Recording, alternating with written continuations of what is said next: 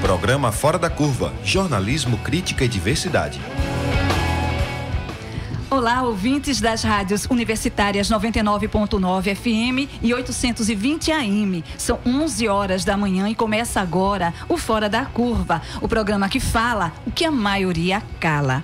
Eu sou a Manina Guiar, do Centro das Mulheres do Cabo, e estarei com vocês nessa terça-feira, das 11 horas ao meio-dia, novo horário da nossa quarta temporada do Fora da Curva. O Fora da Curva vai ao ar de segunda a sexta aqui na Universitária FM e também na AM, com retransmissão às 9 da noite na nossa rádio pública. Você também pode nos acompanhar ao vivo pelo facebook.com/programa Fora da Curva, pela página da Marco Zero Conteúdo e pelo Facebook/Universitária 99.9. Como também pode acompanhar os nossos principais destaques no Instagram, @Programa Fora da Curva.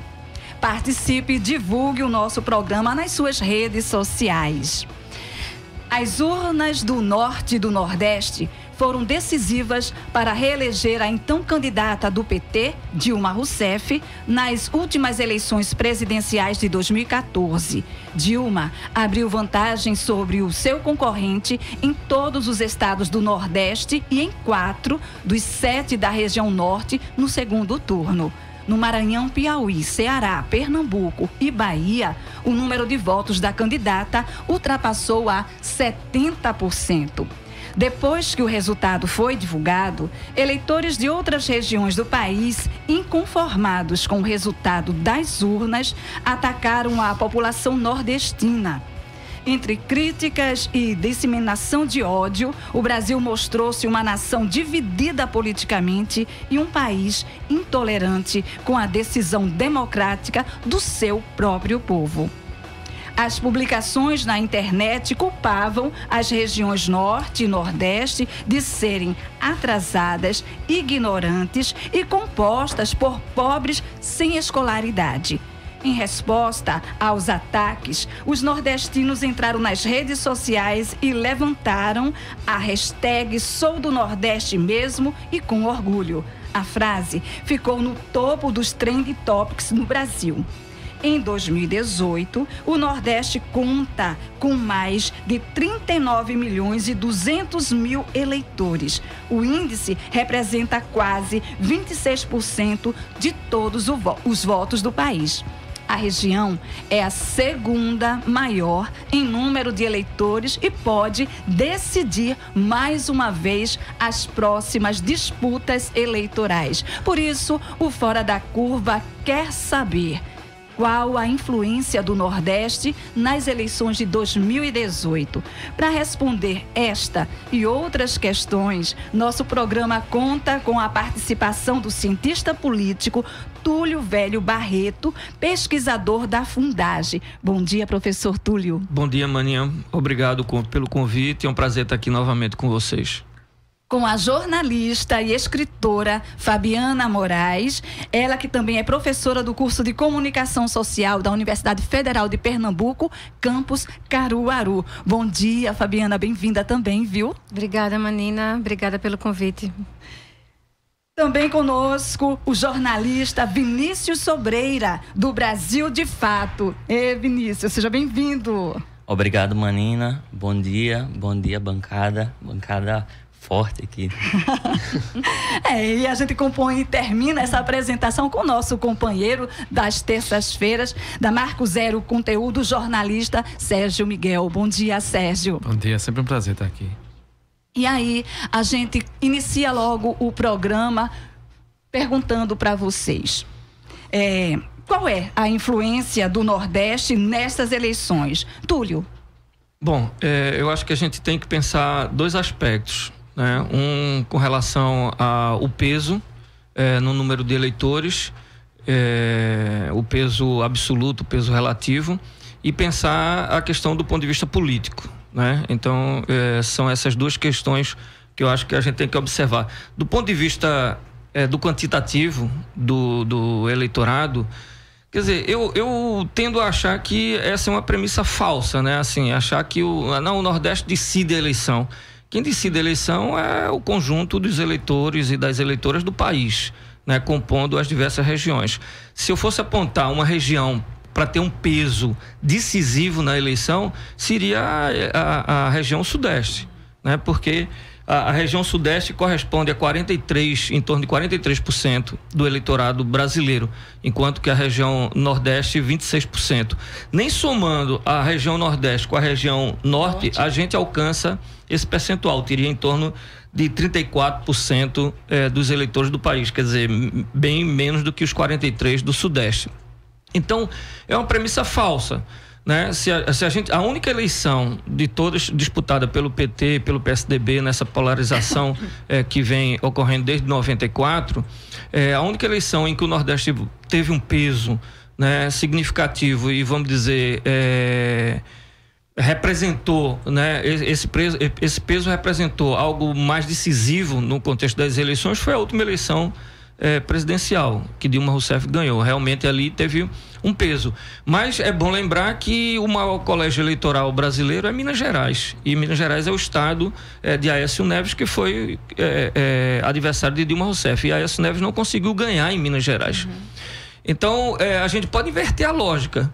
Dizer assim, o Sudeste é que não deu a vitória, ou não vem dando a vitória a um polo da disputa, né? Aí representado pelo PSDB. Quer dizer, essa afirmativa de que o Nordeste tem decidido por candidaturas do PT, etc. Quer dizer, tem uma carga preconceituosa, né? Quer colocar em cima do nordestino a responsabilidade, vamos dizer, entre aspas, né? Pela eleição de alguém, quando na verdade é o conjunto do país que vai decidir. Então, do ponto de vista do quantitativo, do peso, é isso. Do ponto de vista político, a gente tem que analisar, né? A região Nordeste e a região Norte são regiões absolutamente carentes, né? Onde tem um contingente da população socialmente excluído, economicamente excluído, quer dizer, uma região onde se depende mais do salário mínimo, por exemplo, que indexa a aposentadoria, né, no país, quer dizer, e a gente sabe que, por exemplo, mais do que o Bolsa Família, o salário mínimo teve um peso enorme durante esses anos, né? Quando o João Goulart sai do Ministério em 1954, ele estabelece um salário mínimo de $100, equivalente aos $100. E aquilo ali, de 54 até mais recentemente, funcionava como um parâmetro. Todo presidente da República queria estabelecer pelo menos $100, etc. Quer dizer, no governo Lula chegou a ser $300 o salário mínimo. Então, isso tem um peso numa economia que depende, né, de salários indexados ao salário mínimo, de pensão, de aposentadoria, melhor dizendo, indexado ao salário mínimo. Então, isso é um benefício enorme para a população, além de outras questões na área social que foram destinadas à população, né, como eu falei, carentes, socialmente excluídas, economicamente excluídas. Então, do ponto de vista político, isso tem resultado, né, vamos dizer, no voto, né, no segmento em que tem priorizado a questão social versus a contemplar o mercado. Eu queria a opinião de Fabiana. Essa eleição específica a qual Túlio se referiu, 2014, ela na verdade é a primeira vez que o PT ultrapassa o Sudeste em votos, aliás, que o Nordeste ultrapassa o Sudeste em votos ao PT. Isso é um dado que geralmente não é trazido. Então, foi a primeira vez em 2014 que o Nordeste votou mais no PT do que o Sudeste. Isso é um dado que quebra toda essa narrativa do Nordeste sendo esse lugar que vota num partido de esquerda e que tem contaminado o país, né, segundo essa narrativa.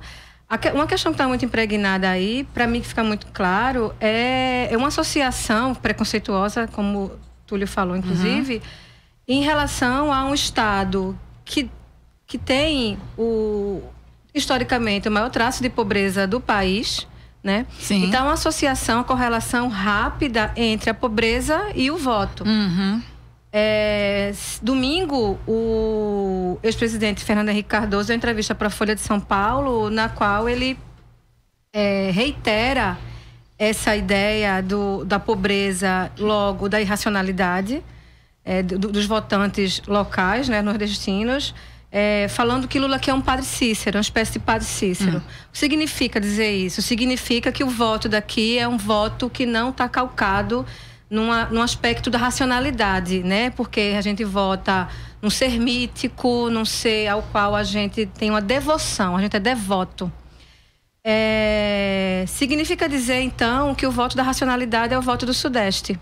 Né? Já faz um divisor de águas, exato, né? E aí traça também essa questão da pobreza como sendo um aspecto do mau voto.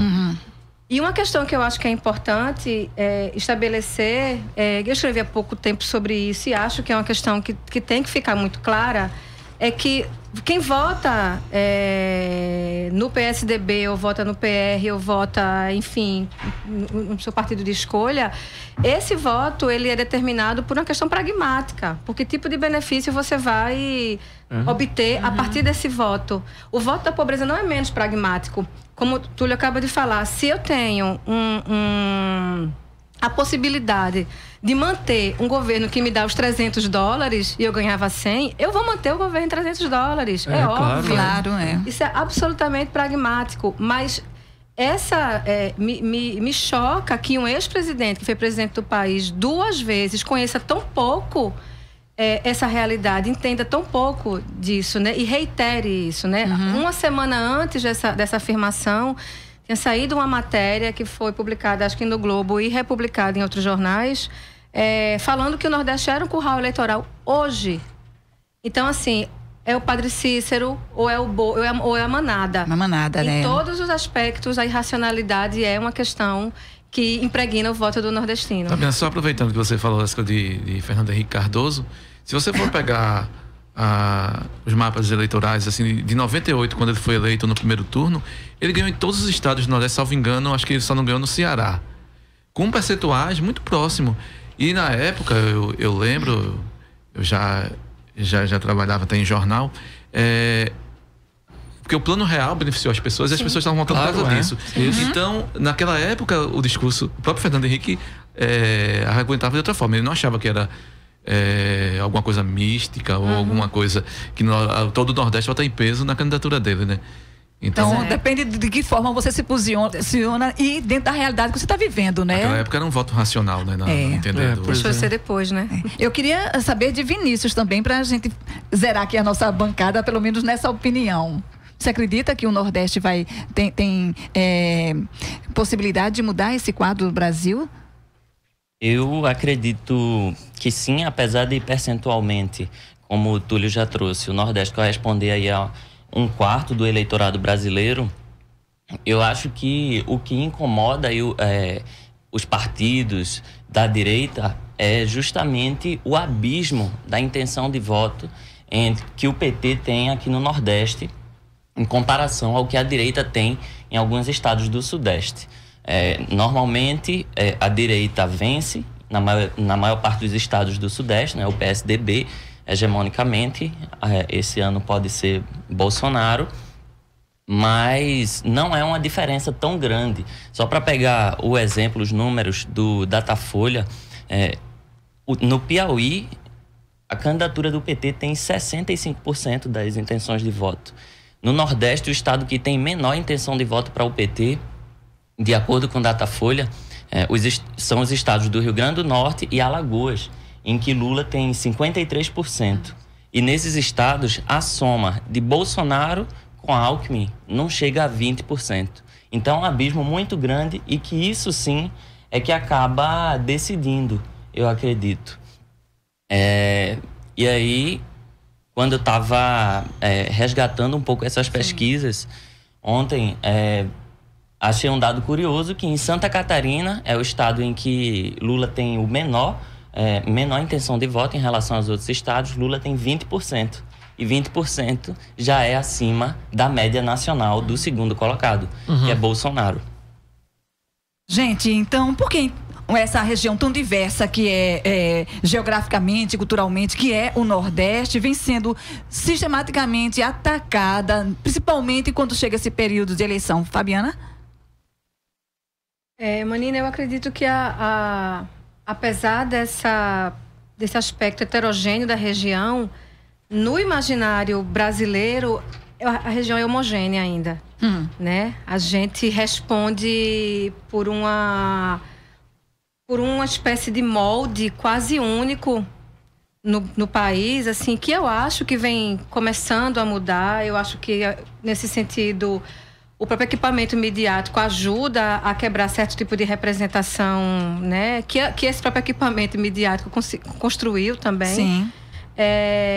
Mas a relação dos outros estados com o Nordeste geralmente é uma relação de um estado que tem uma homogeneidade muito grande, não percebe essa heterogeneidade. Eu não quero fazer aqui uma oposição entre nós e eles de forma alguma, né?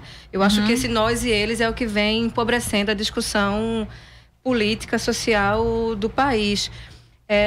Mas essa própria noção, né, que está tão estabelecida, de que o Nordeste vem votando mal, e votando mal porque é pobre, porque é esfomeado, que na verdade só começa em 2014 e numericamente isso acontecer em relação à questão do número de votos, isso se espraiou muito rapidamente, só tem 4 anos isso, e isso virou uma grande verdade.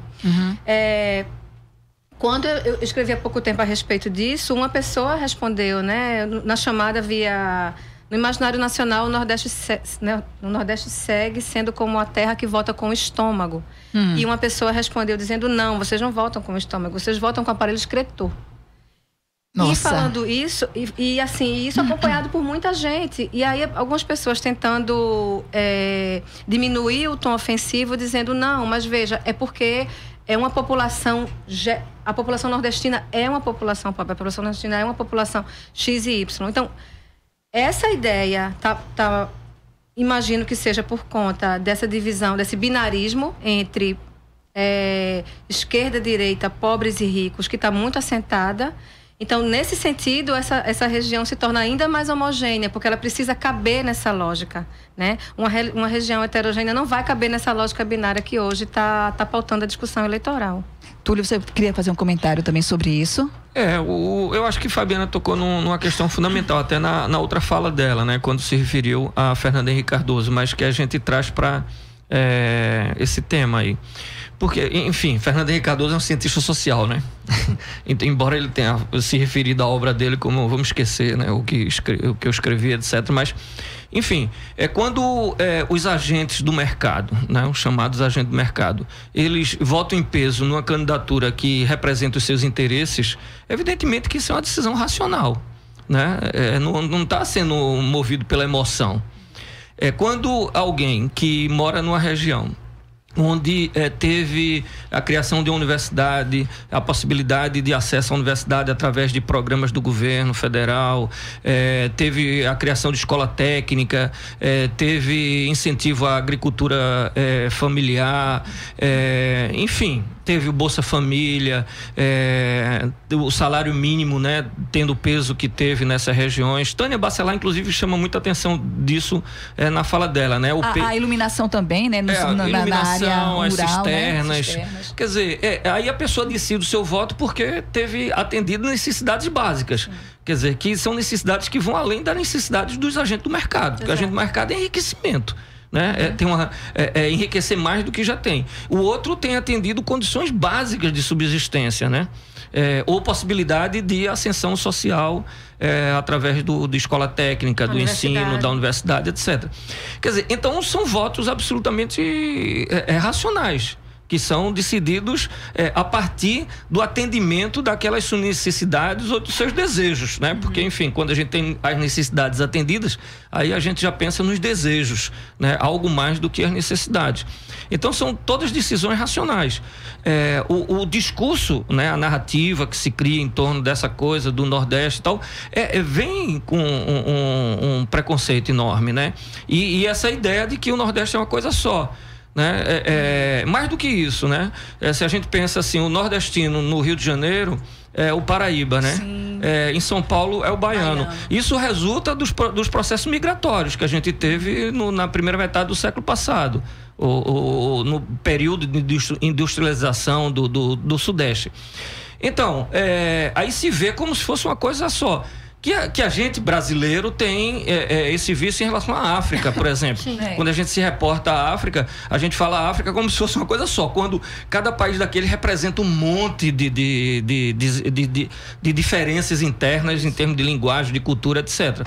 Então, é um traço de preconceito, que até a designação nordestino representa isso. Ninguém fala sudestino, né? E a palavra existe, sudestino, mas, enfim, parece uma coisa estranha, parece que não existe, está inventando. A gente fala o carioca, o paulista, o capixaba, o mineiro e tal. O gaúcho? Aí no sul vai... né, também acontece a mesma coisa, né? Vai se referir ao sulista, né? É difícil, você termina designando pela naturalidade de cada um, né? Onde nasceu. Então tem uma carga de preconceito, enfim, infelizmente a gente tem essa visão de que o Nordeste é uma coisa só, quando é tão distinto do ponto de vista cultural, né, territorial, sua geografia é diferente, né? Uma coisa que tu lhe falou, o que simboliza, materializa isso aí, inclusive, essa visão única, é a própria maneira com a qual os candidatos se deixam ver, se visibilizar nesse período que aquela foto agora, né? O Alckmin coloca o chapéu do vaqueiro e coisa. A Haddad também colocou o chapéu do vaqueiro. Todos usar o chapéu do vaqueiro, que significa esse é o nordestino. Então, essa visão entronizada, né? Dessa figura do campo, distante da modernidade, porque passa por todas essas... Rústico, não é? Rústico, né? Então, vem pra cá e aí, pra simbolizar, estou no Nordeste e estou representando e estou perto do Nordeste, eu coloco o gibão de couro. E assim, né? A gente vê muito dessa influência da mídia, né? Porque perpetua esse papel no imaginário. Eu queria que você falasse um pouco sobre isso também, Vinícius. É um pouco um lamento também que esses ataques, eles, como vocês trouxeram já, eles estão bem entranhados mesmo na consciência de boa parte da população das outras regiões, né? Essa homogeneidade do Nordeste, como um bom exemplo que Túlio trouxe, que a gente tem em relação à África. E que esses ataques, eles acontecem todo tempo, não é só no período eleitoral, mas no período eleitoral ele se intensifica. E eu recentemente estava ouvindo um podcast da Folha e que trazia trazia um pouco da biografia de João Figueiredo, o último presidente do período ditatorial aqui no Brasil, e que quando estava rolando aquelas manifestações pelas diretas já, chegaram a questioná-lo. E aí ele disse uma frase mais ou menos assim: eu acho que o Brasil não está ainda preparado para votar. Veja o Nordeste, por exemplo, onde a população não tem noções mínimas de higiene. Como é que eles vão ter autonomia para votar? O voto não pode ser livre. E o que a gente vê nesses períodos eleitorais, os ataques, eles se aproximam muito disso, né? De uma cabeça como a de Figueiredo, um ditador brasileiro. É triste isso, né? Olha, e somente para reforçar ou para evidenciar talvez essa questão que você traz agora sobre o preconceito, sobre esse ódio, em 2010 a estudante paulistana Maiara Petruzzo postou em seu Twitter, assim que soube do resultado da eleição, que nordestino não era gente e que deveria fazer um favor a São Paulo e morrer afogado. A jovem foi condenada pela Justiça de São Paulo a 1 ano e 5 meses de prisão. A pena foi convertida em prestação de serviços comunitários.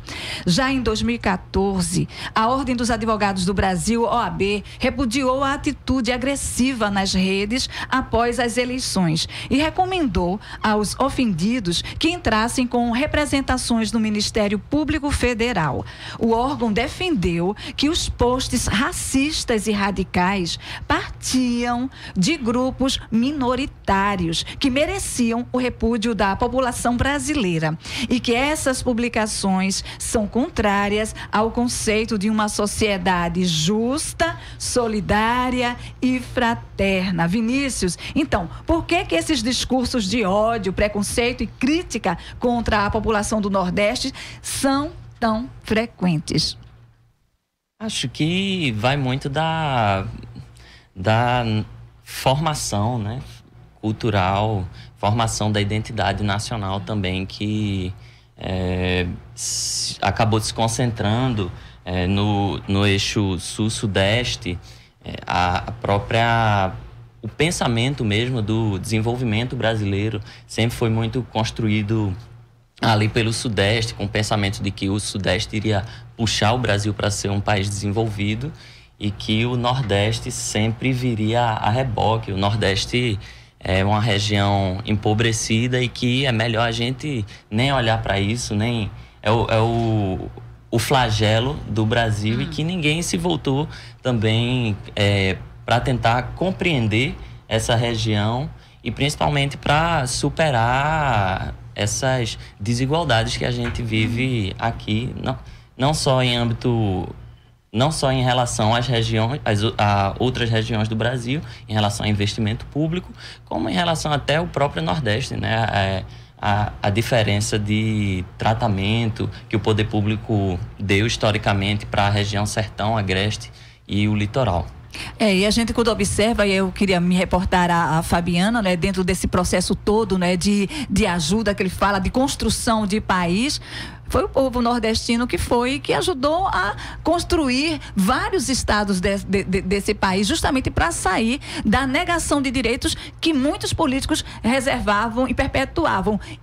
Mesmo assim, em vez de ter esse convívio fraterno, tem esse preconceito. A que você atribui isso?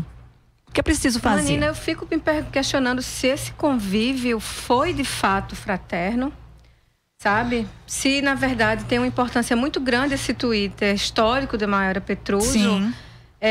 Porque eu acho que ele evidencia um tipo de relação com o nordestino que já acontecia, mas que ele não era tão claramente exposto, né? Pensar o nordestino como ser abjeto, por mais doloroso que seja até falar isso, isso não estava tão exposto. Então, eu acho importante que a Maiara Petruzzo tenha tweetado isso, que tenha ficado claro, porque a gente sabe melhor do que a gente está tratando, né? E talvez pensar nessa relação como uma relação que era socialmente aceitável e fraterna fosse um erro mesmo, sabe? Eu acredito que nesse bojo todo tem uma questão forte, que é o repúdio à pobreza no Brasil, que é muito forte. Tem uma questão aí que passa, né? A gente não vai ter tempo a discutir isso aqui, mas que passa por questões raciais, que passa, né, por um projeto político do Estado em potencializar o Sudeste e o Sul, né, principalmente pós o fim da escravidão no país. Essas questões, elas estão entremeadas, né? A gente não pode deixar de observar isso. É uma região de muito preto, é uma região de muita pessoa, de gente pobre, mas é uma pobreza que ela precisa parar de ser vista como uma pobreza natural, que brotou do chão. Isso. Ela está sendo alimentada, né, na verdade. Essa pobreza foi alimentada e foi construída também, né? E a região uma região acaba se relacionando como o Nordeste, como se fosse uma negação do nordestino ter se desenvolvido, entre aspas, né? Porque até aí a ideia de desenvolvimento é uma ideia que a gente tem que questionar. Então, assim, eu acho que essa relação, esse ódio todo, ele está calcado em questões que elas não são então, assim, o nordestino. Nessa ideia de nordestino, tem outras questões que estão aí envolvidas, né? Túlio? Eu traria para pensar um pouco essa coisa dos processos migratórios no Brasil, né? Quer dizer, a gente tem uma distribuição da população brasileira de forma tal que alguém que nasceu numa região não necessariamente vive naquela região, né? Então, isso esquece também que o processo migratório interno, né, distribuiu a população pelo país todo. Sim. Então você concentrar, né, a crítica numa determinada região, sem pensar que existe um preconceito que é construído historicamente, é uma bobagem. Eu até cometi um erro aqui, pensando em Minas Gerais, é o estado que tem o maior número de municípios, né, no país.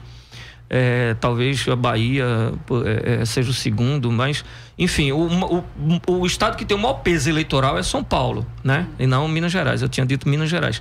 E se a gente pega os números, é interessante, né? Eu acho que os números dizem muito porque eles são frios, né? As outras questões são mais subjetivas, a gente discute do ponto de vista da política. Mas enquanto o Nordeste tem 26% do eleitorado, São Paulo tem 22% do eleitorado, né? Minas Gerais tem 10%, então aí 26 contra 22. Se você tem um determinado partido que ganha amplamente em São Paulo porque representa os interesses daquele estado, daquela região, etc., já neutralizava uma região toda, que seria o Nordeste. Então não é essa a questão, né? A questão mesmo como o eleitorado, né, brasileiro, na sua maioria, tem percebido políticas mais inclusivas ou menos inclusivas, né? Se a gente lembrar, nas campanhas eleitorais, a defesa da privatização sempre foi tida como, sempre que o PT, no caso, né, pensando PT e PSDB, porque foi quem polarizou, foram os partidos que polarizaram essas eleições. Sempre que o PT falava, não, o PSDB tem um programa privatista, aí, não, isso é terrorismo, não vai se privatizar nada e tal, não sei o quê. Quer dizer, por quê? Porque há um sentimento na população, e isso é um sentimento racional, não é o Padre Cícero, não é o Antônio Conselheiro, não tem nada a ver com isso. De que é importante, porque se constituiu a partir da década de 50, né? Um patrimônio, né? No país, do ponto de vista da indústria, do Estado, etc. E que teve um custo muito elevado. Petrobras, outras empresas que foram construídas e que dão, de certa forma, independência do Brasil em relação aos principais países no mundo, em termos da economia. Então há um sentimento contra a privatização, sobretudo essa privatização que resulta de um programa ultraliberal como o que a gente está em curso. Quer dizer, esse programa é um programa que não é aceito nas disputas eleitorais. Nunca foi nessas eleições. No entanto, é um programa que a gente vê executado. Então, a decisão do eleitorado, no meu entender, vem mais em função dessas questões que são questões absolutamente racionais. E os números mostram que não é o Nordeste que decide a eleição. A gente pode inverter, dizer assim, o outro partido que perde a eleição não consegue ganhar em São Paulo, onde é a sua base eleitoral. Pois não? Não, quer deixar para depois do... Não, tu fala. Não, que eu ia puxando um outro aspecto também, porque tem essas coisas nas redes sociais, assim, certo. Bem mais explícitas e grosseiras, mas assim, isso às vezes até é bom porque expõe, mas existe uma coisa sendo construída de forma muito mais sutil, sabe? Que vem sendo construída ao longo da história, e eu queria, desses vários aspectos que formam colocados, essas coisas que a gente discute, a questão da mídia também, assim, a mídia tradicional, ela sempre ajudou a construir, quem não está familiarizado como funciona a coisa assim, eu trabalhei também muitos anos aqui na mídia tradicional, nos jornais. A gente reproduz o conteúdo, mesmo os jornais locais, e isso é assim no país todo, o conteúdo que é produzido pelo um núcleo muito pequeno ali, Agência Globo, Agência Folha, Agência Estado, mais uma coisa que a Globo já passa no seu noticiário, e a gente acaba reproduzindo isso e acaba repetindo coisas assim, que um jornal daqui, isso é comum acontecer, produzir textos que chama de curral eleitoral. O que aconteceu, aqui, né? O que aconteceu.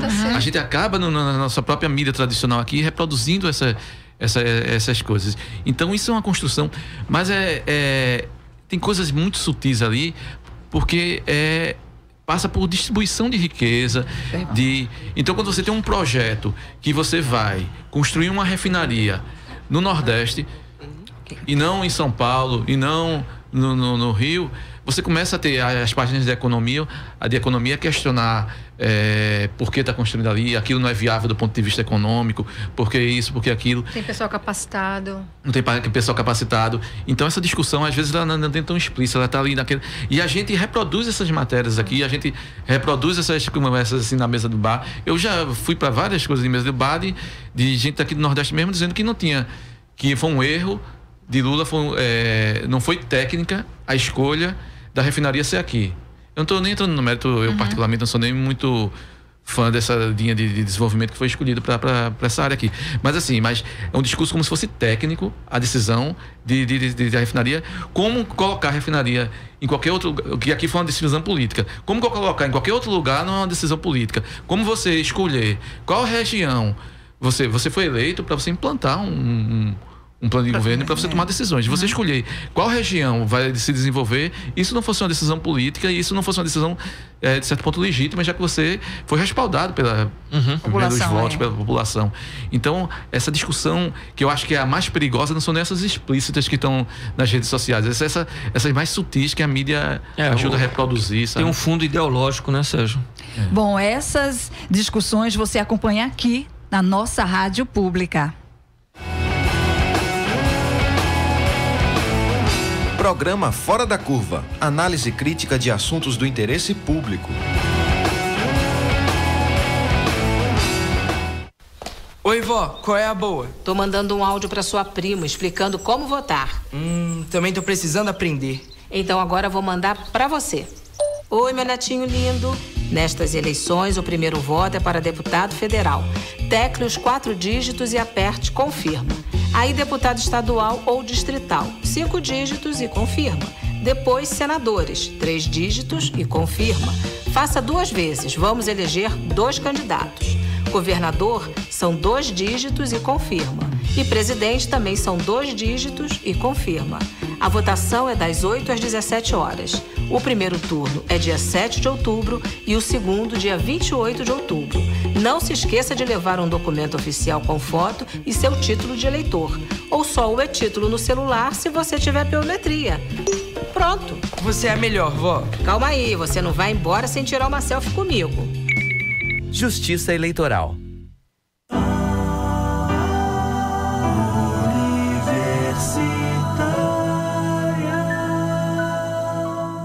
Deputados estaduais do PT, Partido dos Trabalhadores.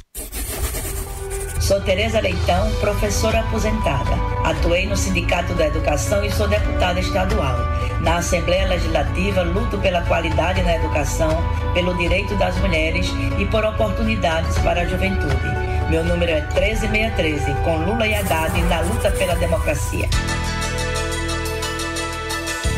Deputados estaduais do PT, Partido dos Trabalhadores.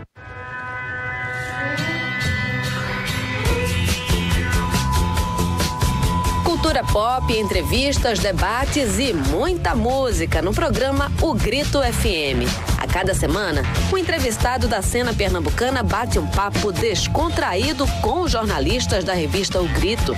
E tem ainda dicas de lançamentos, shows e reportagens especiais. Todas as quintas às 8 da noite, aqui na Universitária FM, a sua rádio pública.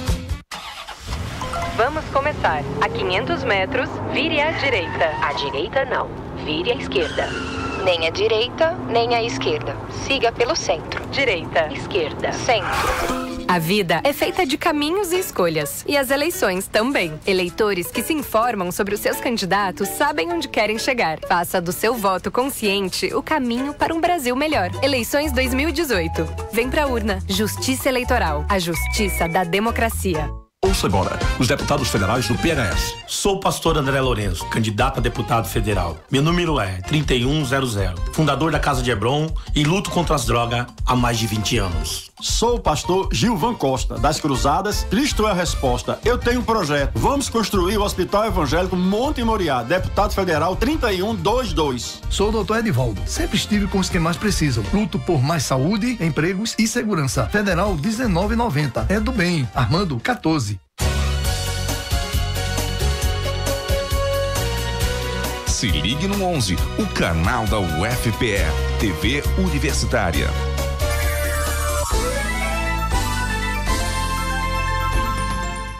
Um governo que age sempre por conveniência ataca seus adversários para esconder suas fraquezas. Eu não sou oportunista. Procuro ser fiel aos meus princípios. Nunca troco de lado por conveniência. Quando todos traíam Lula, eu fiquei ao lado dele e votei contra o impeachment. Lealdade é fundamental. Armando, pronto para mudar. Coligação Pernambuco quer mudar. PTB, DEM, PSDB, PRB, Podemos, PSC, PPS, PMB, PSDC, PP, PSL, PHS, PRDB. Universitária FM 99.9.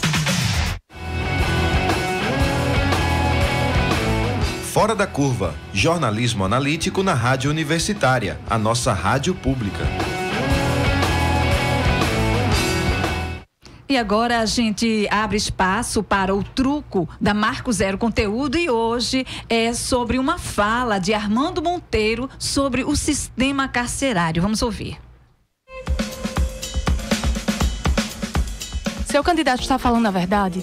O projeto Truco Eleições 2018 checou as informações.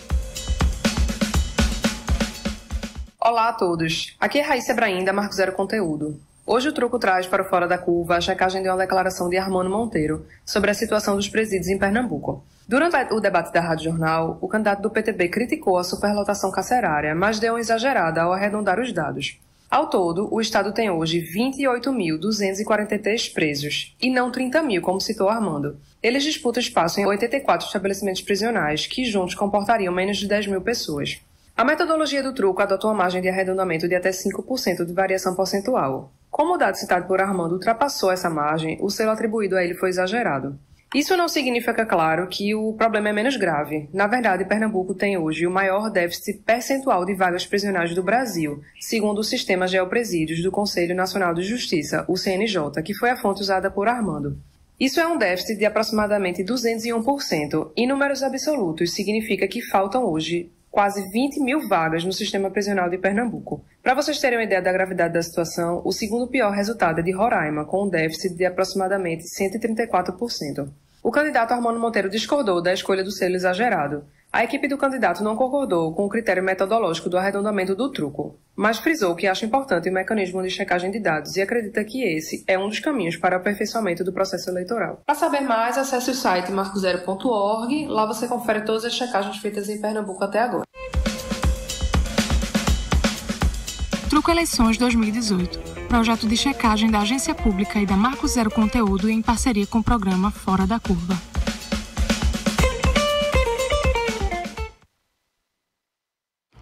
E você pode acompanhar o nosso programa pela Universitária 820 AM, pela internet. É só acessar facebook.com/programa Fora da Curva e pela página da Marco Zero Conteúdo e também pelo Facebook/Universitária 99.9. Participe e divulgue o nosso programa. O Fora da Curva será transmitido novamente às 9 horas da noite aqui pela nossa rádio pública. E aí, gente, nós aproveitamos a oportunidade de, em nome do nosso ouvinte Gilvan Martins, lá de Peixinhos, saudar a todas e todos, queridos ouvintes aqui do programa Fora da Curva, pelo carinho, pela audiência, pela companhia, ok? 24º Grito dos Excluídos e das Excluídas de Recife, em Pernambuco, 7 de setembro de 2018, 9 horas da manhã, concentração na Praça da Democracia, lá no Derby. E o tema do Grito dos Excluídos desse ano é: desigualdade gera violência, basta de privilégios. E aí, voltando para a nossa temática, qual a influência do Nordeste nas eleições de 2018? Tem um outro fato que eu queria colocar aqui na mesa. O movimento separatista, O Sul é o Meu País, alega que a separação dos estados do Paraná, Santa Catarina e Rio Grande do Sul do restante do Brasil resultaria na criação de um país com melhores índices econômicos e desenvolvimento humano. Como a divisão pode ser explicada? O que está por trás dessa ideia? Túlio. Esses são movimentos, felizmente, são movimentos minoritários, né? Quer dizer, a gente tem essa carga de preconceito, né? Que a gente está se referindo em relação ao Nordeste, ao Norte, mais acentuadamente no país, mas é um preconceito que não, ao longo da história, não determinou movimentos separatistas efetivos, né? Quer dizer, a história do Brasil é uma história em que a ideia de integração, né, sobretudo ali a partir do início do século passado, isso ficou bastante fortalecido, né? Com o final da República Velha, né, com o estabelecimento do Estado Novo, quer dizer, houve uma preocupação muito grande de fazer com que houvesse uma integração nos mais diversos fatores, né, do país, quer dizer, construir essa ideia de uma nação. Né? Nesse sentido, a Revolução de 30 e o governo de Getúlio Vargas, né? Governos ditatoriais e democráticos, né? A partir de golpes, né? Que ele ficou no governo, mas também através de processos eleitorais, como ele chegou ao governo, teve essa preocupação, né, de dotar o país inclusive de uma identidade nacional, né? Vários elementos foram utilizados para isso, né?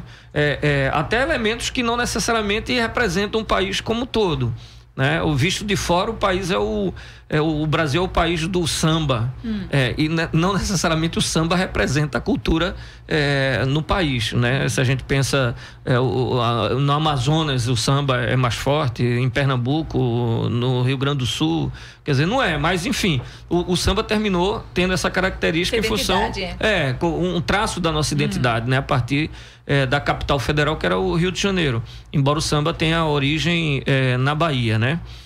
Sobretudo no recôncavo baiano, etc., que é o que vai caracterizar o samba. O futebol também foi utilizado como um elemento da nossa identidade nacional, né? A ideia de que o brasileiro joga o futebol de forma diferenciada, é o futebol arte, é um futebol mais dionisíaco, né? Vis-a-vis o futebol europeu, dos ingleses, que seria mais apolíneo, etc.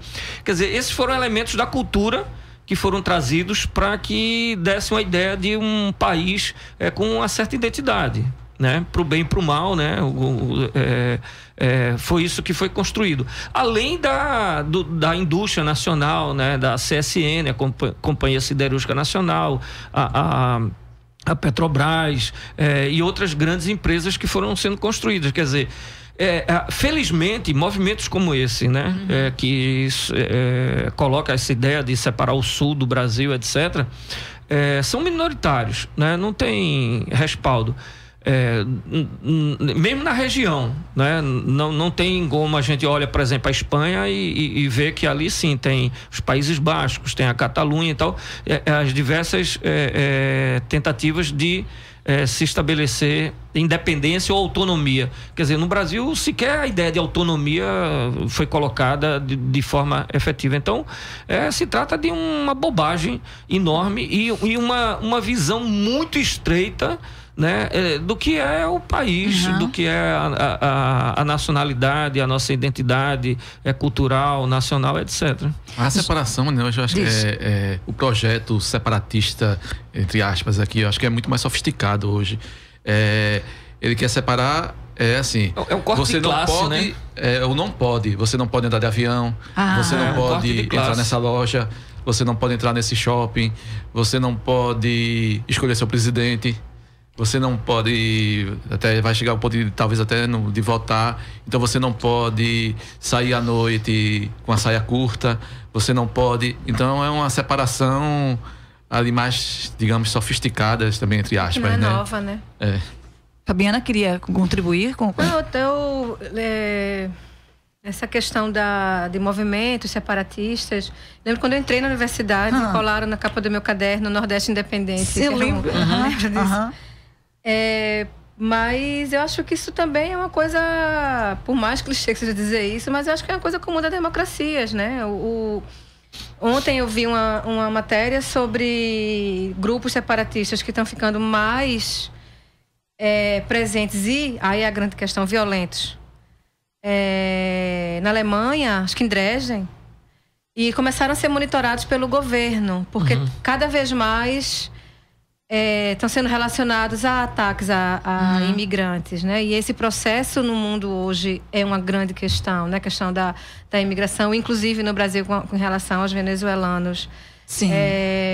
Então, o que a gente percebe é que assim, esses movimentos de vamos separar e nós somos melhores, eles têm muita relação com vamos se manter aqui puros, sim, limpos, com os privilégios. Exato, manter nosso salário, manter nossa cartela de empregos, manter, né? Isso aqui, se chegar, o agente externo é o agente perigoso, é que vai mudar essa nossa felicidade aqui.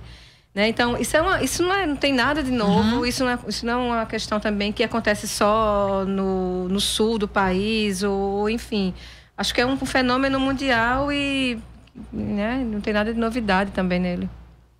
Vinícius. No bloco anterior, Fabiana até comentou assim, que essa separação do Nordeste do Brasil, né, que muitas vezes as outras regiões, população de outras regiões coloca, é menos por valores culturais e mais por preconceitos de ordem econômica, étnica. Eu acho que esses movimentos separatistas, principalmente ali na região sul, são o ápice disso, né? Em São Paulo a gente também tem, né? Movimento separatista, mas como Túlio bem trouxe aí, é uma bobagem, até porque já saiu matéria, inclusive, mostrando que em caso de uma separação, esses estados perderiam mais do que ganhariam com a separação. Então, além de tudo, desconhecimento da sua própria realidade. Agora, Manina, só apesar de considerar, me referir até como uma bobagem, é algo que a gente deve estar atento. Sim. Né? Não é assim, uma bobagem, não vamos nem prestar atenção a isso aí. E o exemplo da Alemanha, né, que Fabiana traz, é isso. Quer dizer, como é muito caro na Alemanha, né, você respeitar a diversidade em todos os sentidos, em função da história daquele país, talvez o grau de tolerância com esses movimentos neonazistas, etc., seja de tal ordem que possibilita agora esse tipo de ação. Quer dizer, começa uma ação mais violenta, né? Esse final de semana teve mais de 20 pessoas feridas, né, no ataque desse tipo de organização. Então, a gente deve estar atento. Sim, né? Sim. Até porque isso tem uma base social, uma base econômica, quer dizer, os que Sérgio chama atenção. Parece que a questão de classe, por exemplo, né, as pessoas, eu sou muito consultado sobre isso, mas professor, pesquisador, a questão das classes sociais ainda tem um peso, a direita, esquerda, ideologia e tal, quer dizer, é evidente que tem. Só tem, se a gente olha, claro que não daquela forma clássica como foram caracterizadas, né, conceituadas as classes sociais, mas enfim, tem um peso e a gente vê isso no Brasil, o corte de classe é claro.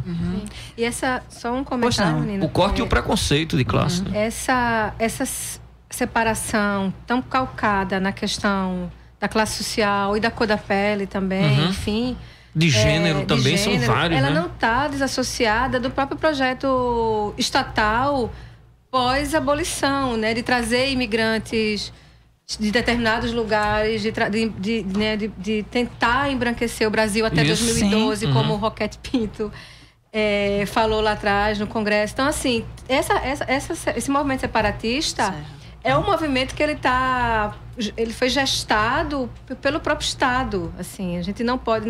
É algo também que recebeu esse incentivo, né, do próprio governo brasileiro. E talvez a situação... Né, pelo menos de uma década ou um pouquinho mais, né, de mudança dessa perspectiva de um Nordeste que estava muito atrelado ao atraso, foi sendo modificado por toda uma conjuntura, tenha aproximado ainda mais esses medos e essas reações. Mas a gente já está se aproximando do finalzinho do programa, mas um dado importante que a gente gostaria de trazer para a mesa, e a gente pede que vocês tenham uma objetividade na resposta, é a respeito de uma pesquisa que foi divulgada pelo Tribunal Superior Eleitoral, que divulgou que 26% dos mais de 147 milhões de eleitores prontos para participar do pleito esse ano são do Nordeste e que a maioria do nosso eleitorado é feminina, com mais de 52% e entre 30 e 49 anos. Então, qual o poder das mulheres nordestinas nas próximas eleições? E é lógico que eu inicio com você, Fabiana. É um dado que me conforta relativamente, né? Porque essa parcela feminina é a parcela que vem se colocando claramente contra os discursos de violência feitos por um determinado candidato, né? É essa parcela feminina que tem feito a diferença em relação à contabilização dos votos, intenções de voto. Então, eu acho incrível, eu espero que essa população feminina cresça, inclusive, nas próximas eleições, porque talvez ela seja aquela que neutralize o discurso de ódio que vem sendo crescente entre os candidatos à presidência. Vinícius. E ajuda também a explicar, né? Porque na nossa região, esse candidato aí que está tão forte em outras regiões, aqui ele não se cria, né? Ele não consegue passar de 10% nos estados. E também traz uma questão... Uhum. Eu acho que eu posso falar depois, eu esqueci aqui o que eu Então eu passo falando. aqui para Túlio. Não, tranquilo, enquanto você está pesquisando os dados, que são importantes a gente saber, Túlio, assim...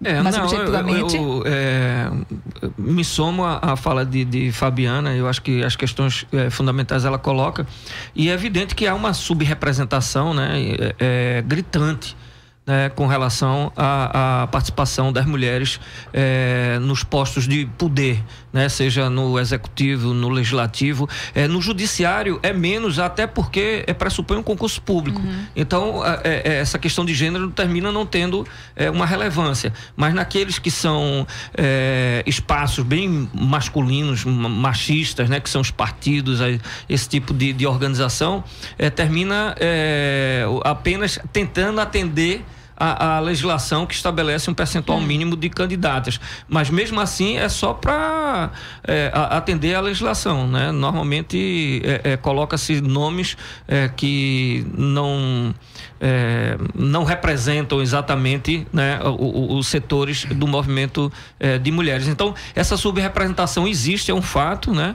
Agora, a gente tem tido iniciativas bastante importantes, né? Um aumento de qualidade, não de quantidade, mas da qualidade das propostas. Né? Com organização aí de setores das mulheres, candidaturas colocadas, as juntas, né?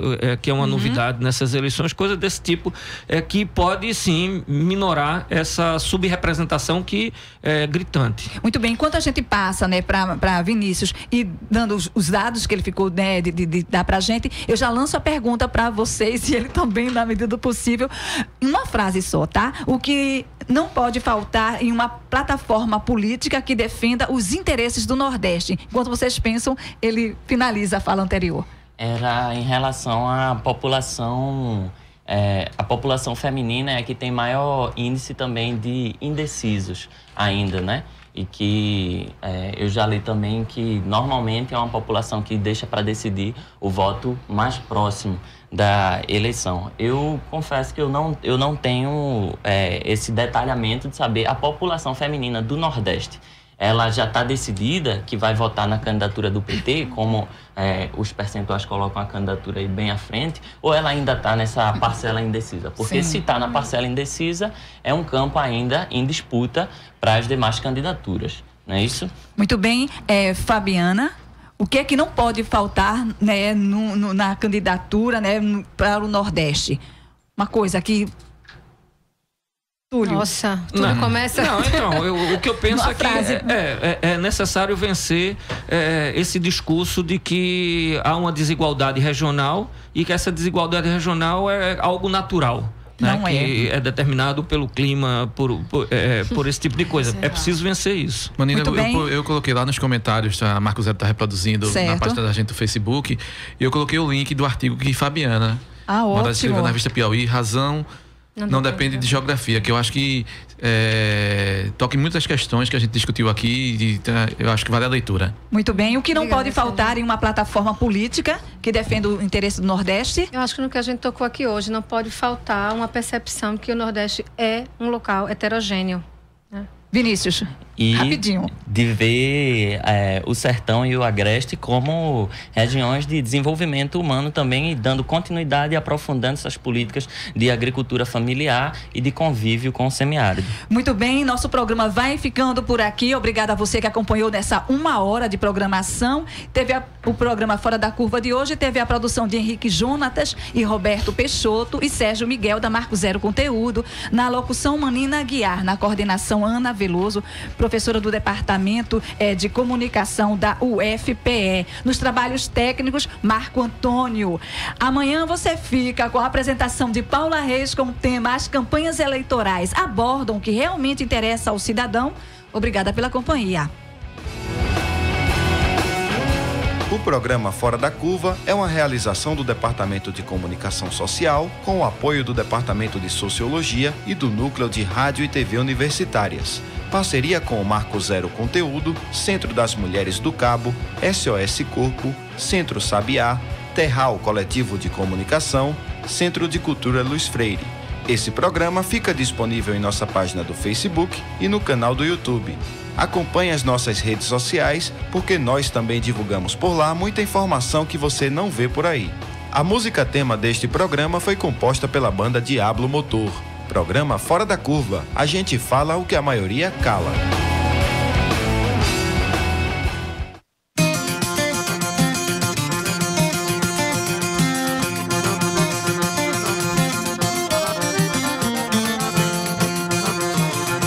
Glória a Deus, chega de escravidão, chega de corrupção, Cabo Daciolo 51. Glória!